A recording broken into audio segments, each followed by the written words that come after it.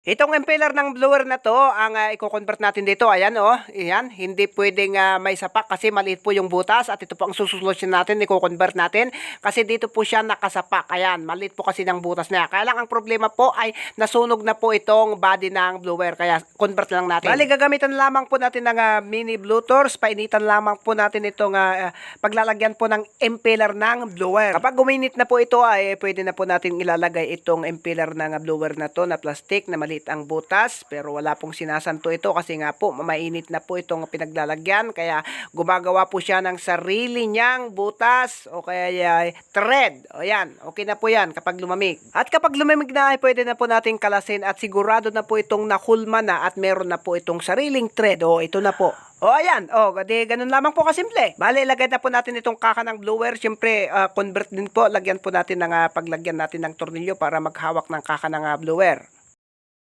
Testing, ayan, umandar na. Pwedeng-pwede na to. Saka lang po natin nilalagay itong cover niya. Bali, ganyan lamang po kasimple. Yun lamang po, maraming salamat.